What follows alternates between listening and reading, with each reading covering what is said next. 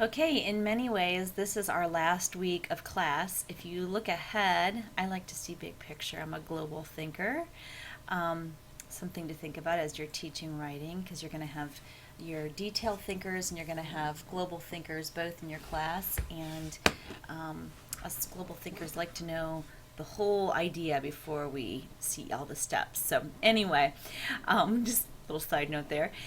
Big picture is that next week, other than maybe a few videos and a few websites you want to re-explore, we're mostly just wrapping up with some discussion, some blog, and basically a week to edit your wiki.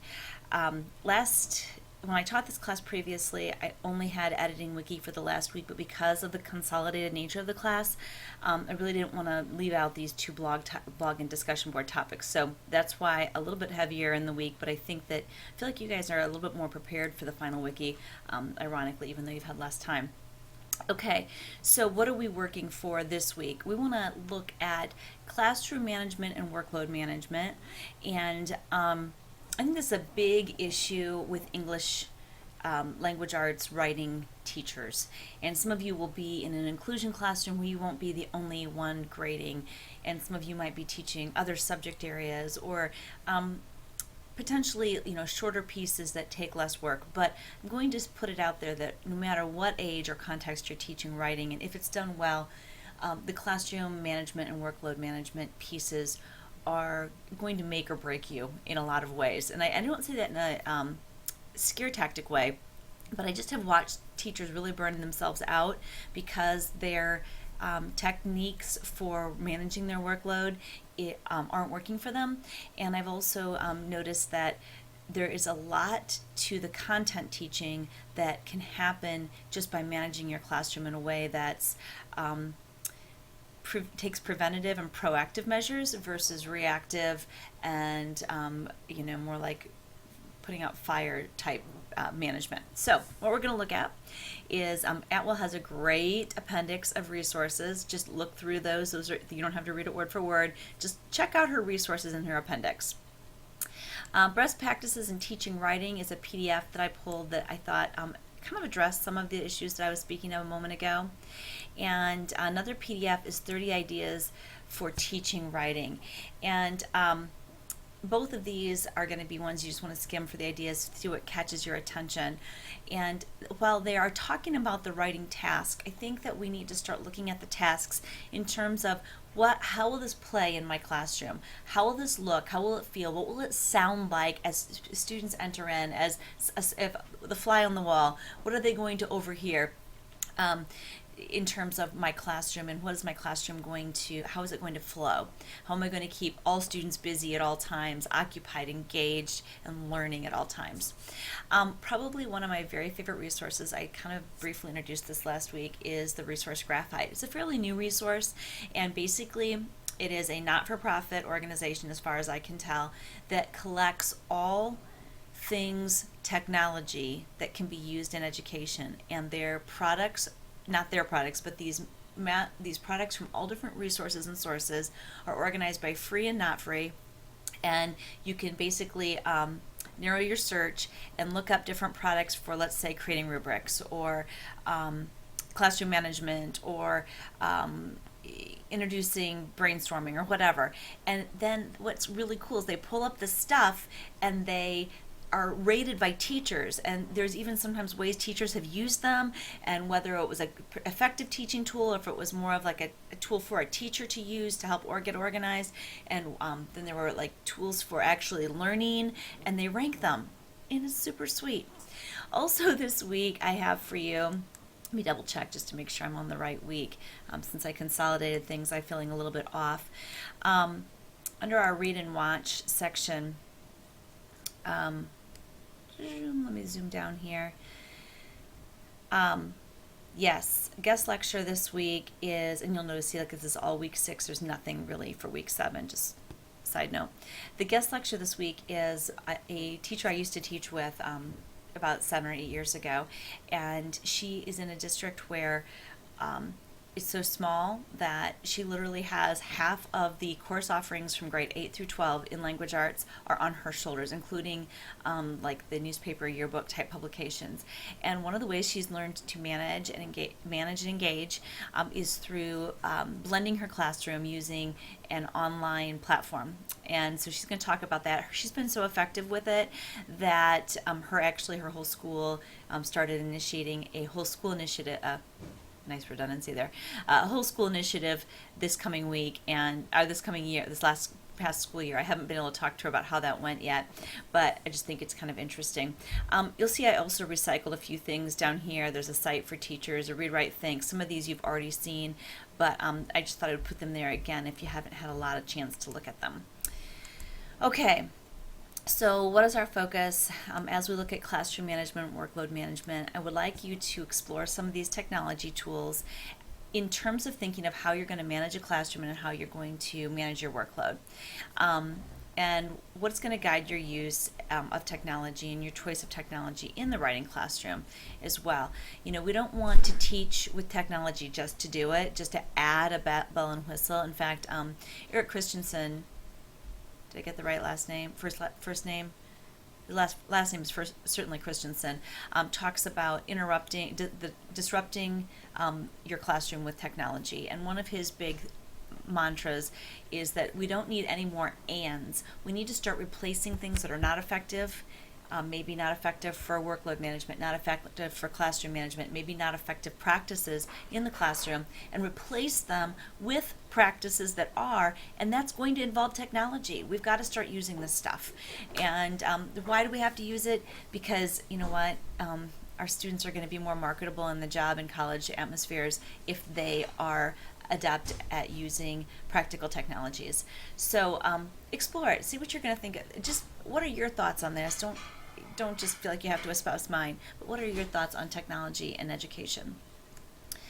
And by the way, Kathy Schrock's website has an excellent, it's a SAMR model, SAMR, on technology that you might want to glance at.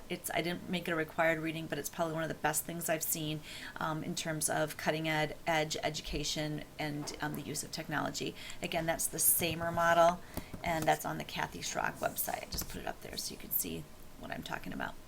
Okay.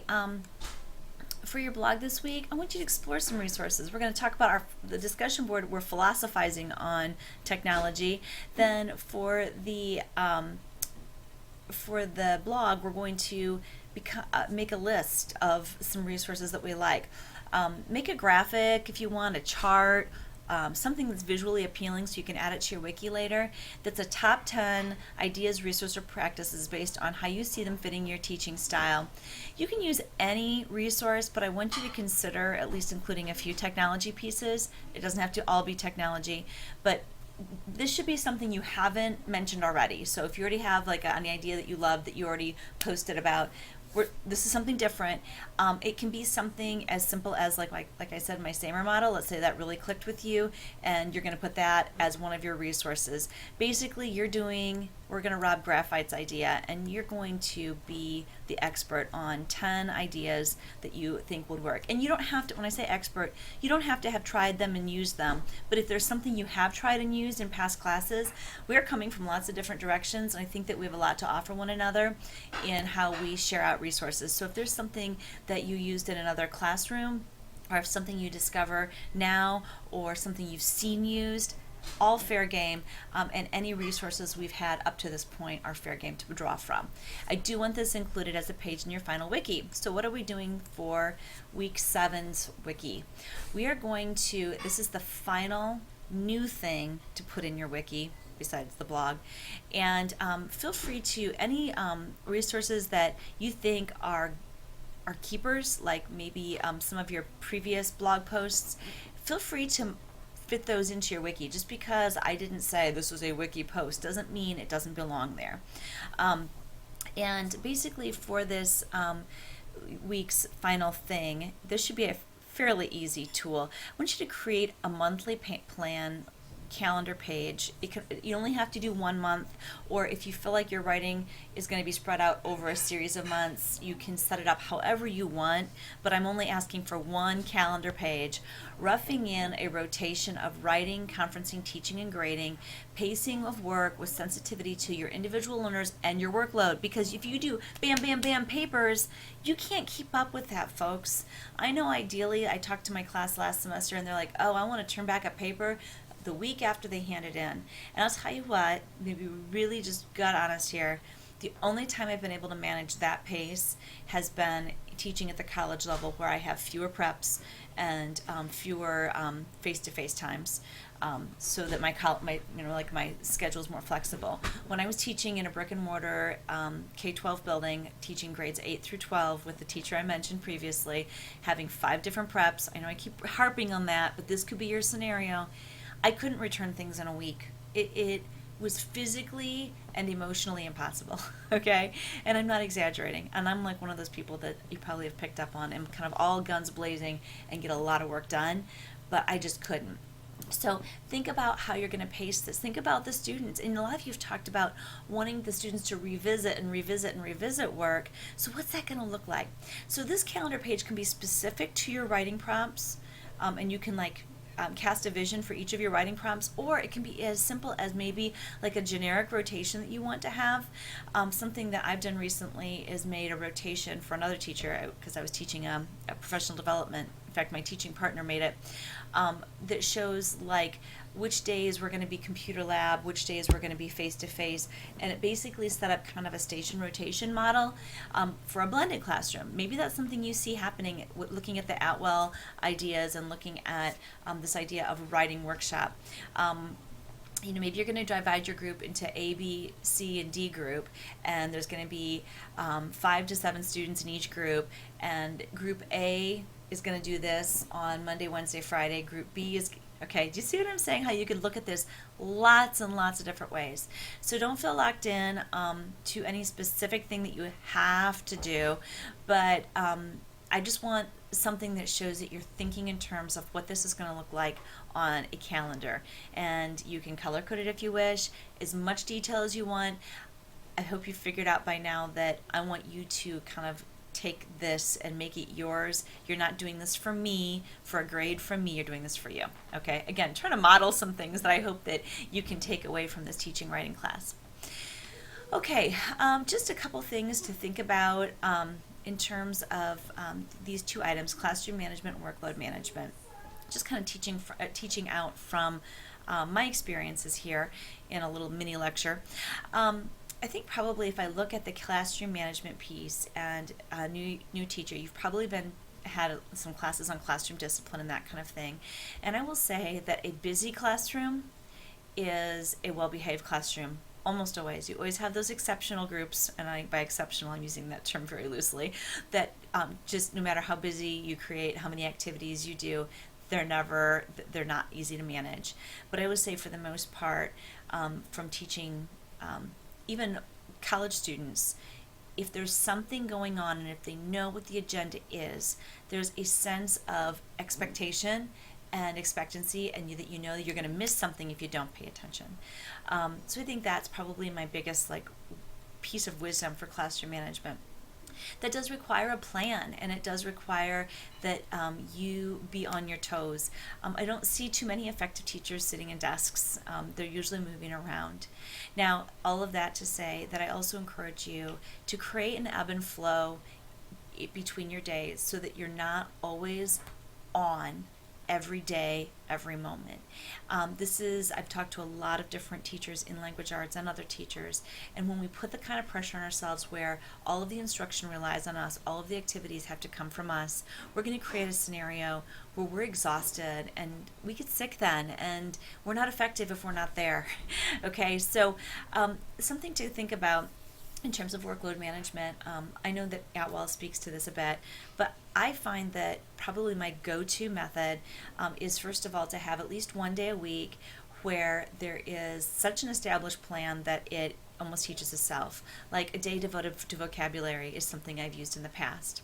Another go-to thing I do is I only plan about a 10 or 15-minute lecture from me, and then it's an activity. Or I'll start with something that's an activity, go back to lecture, and then end with activity. I'm really big on the pair share thing, where you get smaller groups of kids together and then they have to share out with a bigger group or the whole class. Just a couple things that are tricks that I've always just relied on and that work. I'm sure you'll find some that work for you as